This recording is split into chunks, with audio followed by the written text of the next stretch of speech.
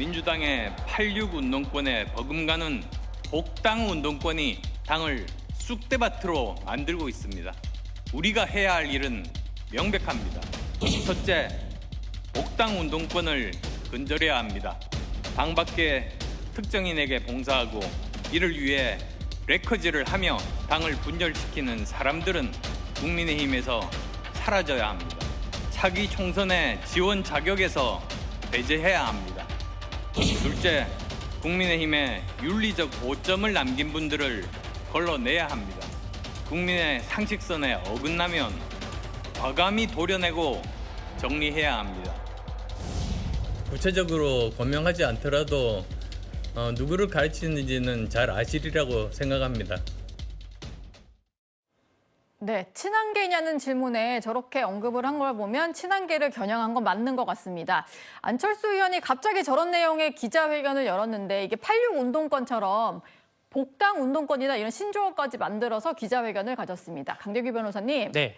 갑자기 이 시기에 왜 저런 기자회견을 했을까요? 뭐 다소 이해가 되는 부분이기도 하고 방금 전에 주자로 다뤘던 조강특위에서 당협위원장 교체 물갈이와 또 일맥상통하기도 합니다.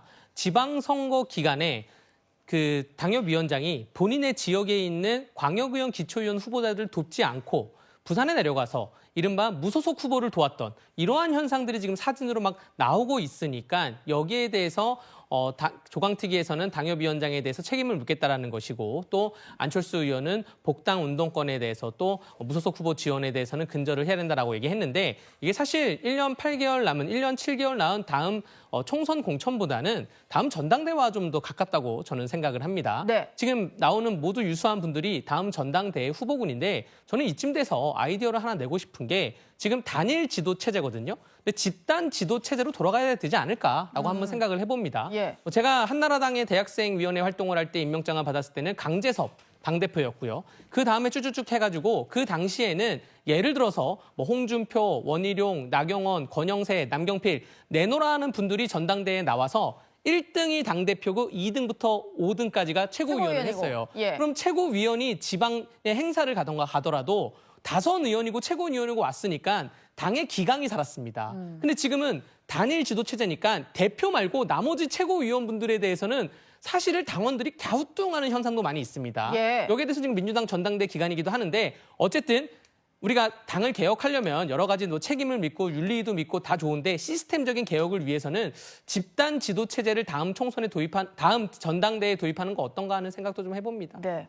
새누리당 때 집단 지도체제 때 엄청나게 싸운 기억이 나가지고 네. 그건 괜찮을지 모르겠네요. 예. 지금도 싸우잖아요. 예. 지금 단일 지도 체제도 지금 최고위원들하고 또 당대표하고 또 우왕좌왕 싸우는데 예. 차라리 집단 지도 체제에서 싸우는 모습이 조금 더 민주적이었다는 생각이 듭니다.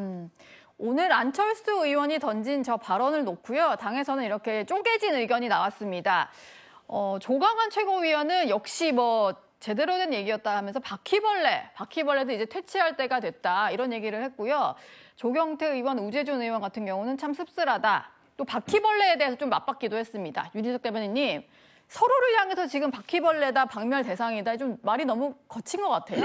조광한 최고위원은 저런 말씀 계속 하시면 결국 징계 대상이 될 거예요. 제가 똑같이 저런 얘기를 할 수는 없는 거고 저런 분의 발언을 이렇게 방송에서 글자를 지우지도 않고 직접적으로 전달하는 것에 대해서 대단히 좀 부끄러워요, 솔직히 말씀드리면. 저희 당의 그래도 최고위원이니까요.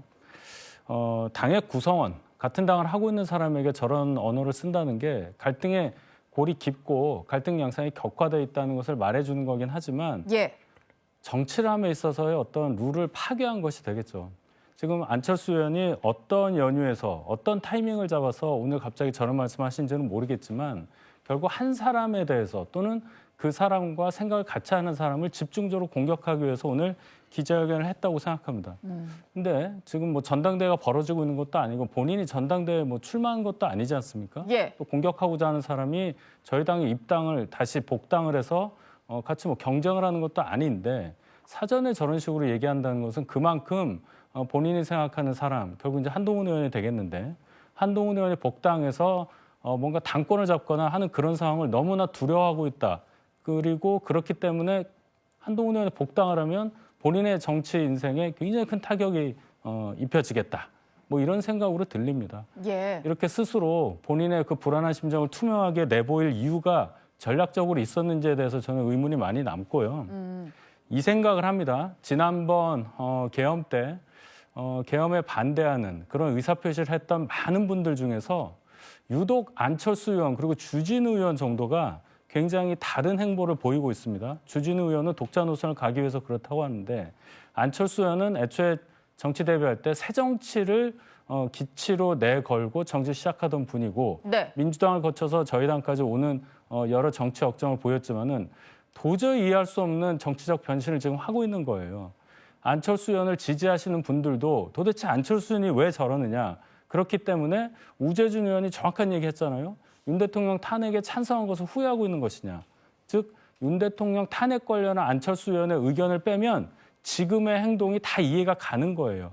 따라서 본인이 얼마 전에 했었던 행동을 후회하고 한 줌 남은 세력들과 같이 뭔가를 도모하려고 하는 거 아니냐. 여기에 대한 국민적 의문이 분명히 남아있을 수 있기 때문에 여기에 대해서 더 확실하게 답을 할 수 있는 그런 정치적 자세를 가져주실 것을 요구합니다. 네. 사실 뭐 지금 복당 움직임이 막 구체적으로 불거지는 상황도 아니었고 갑자기 저런 기자회견을 하다 보니까 어떤 의미인지 좀 의아해지기는 합니다. 어제는 외통위 첫 회의가 있었는데요. 한동훈 의원과 안철수 의원 간에 어색한 만남이 좀 이루어졌습니다. 일단 두 사람이 웃으면서 악수를 했는데 한동훈 의원이 먼저 다가가서 악수를 청하고 웃으면서 약간 대화를 나누더라고요. 차재원 교수님, 예. 어제 저렇게 인사도 나눴는데 바로 다음 날에 친한계를 겨냥한 기자회견을 열었어요. 어떤 의도 때문일까요? 사실 뭐 두 사람의 뭐랄까요, 갈등 관계가 바로 오늘 시작된 건 아니잖아요. 그러니까 지난 12.3 비상계엄 당시 그러니까 국회로 의원들을 소집해야 하느냐, 당사로 소집하느냐 이 문제를 놓고 지금 추경호 지금 대구시장이 재판을 받고 있는데 제가 정인으로 나가서 지금 안철수 의원이 증언한 바는 당사로 모이라고 지시한 사람은 한동훈 대표다. 그것 때문에 저 두 사람이 상당히 나는 그런 주장한 적이 없다. 네. 그렇게 지금 치고받은 상황인데요. 사실은 그거보다는 아마 안철수 의원 입장에서는 보수 재건이라는 새로운 하나의 정치적 국면에 대비해서 자신이 나름대로 확고하게 그러니까 중심을 잡아왔던 중도라는 진영에 있어서 한동훈 의원이 상당히 그러니까 달려드는 그런 행복에 대한 정치적 방어가 아닐까라는 생각이 든다는 겁니다. 예.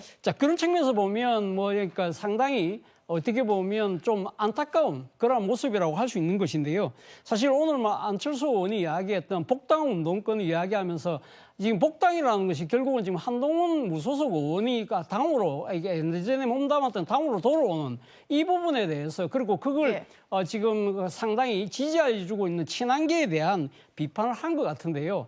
뭐 모르겠습니다만 국민의 한 사람으로 봤을 때 지금 당면한 국민의힘의 문제 중에 하나는 12.3 비상계엄과 관련된 그 문제거든요. 사실 따지고 보면 네. 그때 당시 지금 오늘은 그러니까 복당이라는 것이 지금 안철수 의원은 돌아올 복자를 썼지만 많은 국민들이 느낄 때는 12.3 비상계엄으로 인한 그 이후에 진행된 상황에서 보수 정통야당의 생명을 뒤집어 버렸다. 예. 그 복당을 한 사람들이 지금 장동혁 대표 체제와 그리고 소위 말하는 언더 친윤이라는 찐윤이라는 그 사람들이라고 한다면 그 사람들의 잘못부터 바로잡는 것이 저는 우선순위가 아닐까라는 생각을 해봤습니다. 예. 한동훈 의원은 어제 국민의 부산시당에서 주최한 토론회에도 참석을 했었는데요. 같은 자리에 있었던 주진우 의원이 한동훈 의원의 참석을 두고 항의가 있었다라고 밝혔습니다. 한동훈 의원이랑 모인 거와 관련해서 또 막 글을 올리시는 분들이 있는데 저는 사실 시당 위원장이 이성건 의원이거든요. 그래서 좀 이해를 못 하겠어요. 당연히 우리 당의 행사이기 때문에 이거는 당연히 우리 당 의원들만 참석하는 게 당연히 원칙이에요. 우리 부산 의원 단톡방에서도 일부 언론 보도를 보고 누군가 또 항의도 했어요. 왜 한동훈 의원은 왜 무소속인데 우리 당 행사에 불렀냐? 그러면 왜 의원들한테 사전에 공지 안 했냐? 라고까지 했어요. 부산을 위한 현안이기 때문에 뭐 그냥 당과 상관없이 다 불렀다는 식인데 이거는 너무 특정 계파색을 드러내는 거 아닌가요? 난 이건 문제가 있다고 봐요. 부산 지역 의원들 간에 좀 이견이 있었는데도 불구하고 당 소속이 아닌 한동훈 의원이 왔다 뭐 이런 얘기를 뒤늦게 좀 공개를 했는데요. 그래서인지 어제 두 사람이 이렇게 붙어서 사진을 찍었는데 좀 떨어져 있기도 하고 표정도 그렇게 썩 좋아 보이진 않았던 것 같습니다. 강대규 변호사님, 네. 이성번 부산시당 위원장이 독단적으로 좀 불렀다 이런 주장이 나온 건데 어떻게 들으셨나요? 네, 이게 부산 국회의원들이 모여서 토론회를 연 거기 때문에 부산 시민은 누구나 다 참가를 할 수가 있습니다. 누구나 다 와서 이 부산시 발전에 대해서 토론회를 들을 수 있고요. 다만 만약에 이 주최를 했던 부산시당 위원장이 특정인을 초대를 했는데 그 특정인에 대해서 또한 정치적 이해관계가 있다. 이것은 좀 달리 보고 문제가 될 수 있는 상황이라고 생각을 합니다. 왜냐하면 국민의힘 당원 당규에 의하면 총선에 출마했다가 낙선된 사람은 당협위원장으로서의 당연한 지위를 갖습니다. 예. 그렇기 때문에 박민식 이전 후보자가 지금 부산 북구갑의 당협위원장으로 활동을 하고 있을 텐데 이에 대한 양해를 없이 차라리 박민식 당협위원장을 부르면 이 빈자리가 꽉꽉 채워지는데 이에 대한 양해 없이 무소속 의원을 불렀다는 것은 손수소 대변인 말처럼 이러면 민주당 지역위원장도 부를 수 있는 거 아니냐라고 충분히 반문이 될 수 있는 것이고요. 물론 한동훈 무소속 의원이 일반 시민으로서 부산에 대해서 잘 모르고 부산 북구에서 지금 봄, 여름, 가을, 겨울을 보낸 게 아니기 때문에 배우러가 왔다고 하는 거는 막을 수가 없지만 먼저 불러서 초청을 하고 어떠한 자리를 만들어주고 했다는 것은 다소 좀 당 행사로서의 기강이 해이해졌다라고 말씀드릴 수 있습니다. 네. 조현선 부원장님, 뭐 민주당 아니고 국민의힘 얘기이긴 한데요. 어쨌든 행사 잘 치러놓고 뒤에서 저런 얘기 나온 거 좀 어떻게 들리시나요? 뭐 토론회라고 하긴 하지만 국민의힘 소속 의원들만 참석하라는 법은 없겠죠. 많은 의원님들 아니면 의원이 아니더라고 하더라도 관심 있는 많은 분들이 참여하는 것이 더욱더 국민의힘한테 좋은 거 아니겠습니까? 그럼에도 불구하고 이런 얘기가 나오는 것은 여전히 한동훈 의원에 대한 안티에 대한 그런 것들이 굉장히 심각한 거 아닌가라는 생각을 지울 수밖에 없을 것 같습니다. 예. 할 수밖에 없는 그런 부분이라고 할 수가 있겠고요. 저는 한동훈 의원이 이런 부분들에 대해서 좀 많이 본인 스스로가 지금 노력을 하는 것처럼 보이긴 하지만 지금 본인의 복당에 대해서 너무나 조급한 부분이기도 저는 일정 부분 이런 영향을 미친다는 생각을 할 수밖에 없을 것 같습니다. 예. 저 안철수 의원도 마찬가지예요. 안철수 의원이 지금 갑자기 한동훈 의원에 대해서 복당을 반대하는 첫 번째 의원이 된 이유 자체도 과거 대구시장 관련된 그 내란 중요 임무 종사 혐의 재판에서 증인으로 나왔는데 그 증언 내용에 대해서 한동훈 의원이 그 부분을 지적하자 바로 돌변한 거 아니겠습니까? 네. 그런 부분들에 대해서 당내에 가지고 있는 한동훈 의원이 비대위원장 시절에 보였던 당대표 시절에 보였던 그 여러 가지 행보에 대한 그런 걱정과 기우 부분들을 해소할 수 있는 그런 모습을 보여줘야 함에도 불구하고 그런 역할을 하지 못하고 있는 것을 보여줘요. 저는 그것은 한동훈 의원뿐만 아니라 친한계 의원으로 분류가 되는 많은 당내 의원들의 그런 역할도 분명히 영향을 미친다고 생각이 듭니다. 예. 그런 부분들에 대해서 여러 가지 역할을 잘 해야지만이 복당에 대한 여러 가지 그런 우려들이 해소가 되는 것이지 그렇지 않다고 한다면 한동훈 의원의 복당에 대한 여러 가지 걱정들 저는 더욱더 커질 수밖에 없지 않을까 싶습니다. 네. 제가 일단 30초만 할게요. 요거만 좀 이걸 여쭤보려고 해요. 정점식 원내대표가 지금 말씀 주신 것처럼 공안증은 한동훈 대표 당대표 시절 행보에 대한 문제의식 때문이다.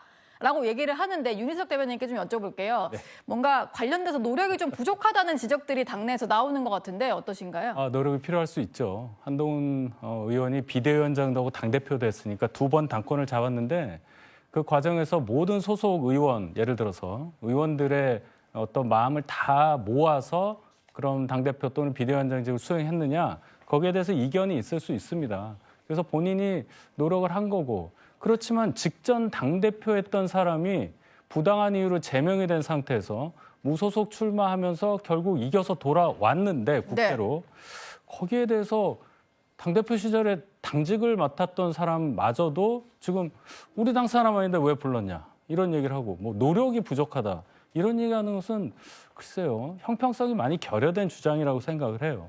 결국 국민들은 누가 나를 대표해서 나를 대리해서 나를 위해 정책을 잘 만들어줄 것이냐, 법을 잘 만들어줄 것이냐, 정치를 잘해줄 것이냐, 실력이 있느냐 이걸 보는 건데 한동훈이라는 사람이 그렇게 밉고 당에 도저히 들여올 수 없는 사람이라고 한다면 왜 이성건 위원장이 초청을 했겠습니까? 예. 그런 걸 잘 생각해야죠. 박민식 위원장 얘기하시는데 그분을 안 부른 이유가 있을 거 아니에요. 얻은 득표수와 한동훈 의원이 얻은 득표수를 비교를 해보자고요. 이미 장도영 노선은 평가가 끝났다. 그렇게 봐야 되겠죠. 네. 친한계와 친장계는 좀 공존하기 힘들어 보인다 이런 생각이 자꾸 드는 것 같은데 어떻게 좀 봉합이 될지 지켜보겠습니다.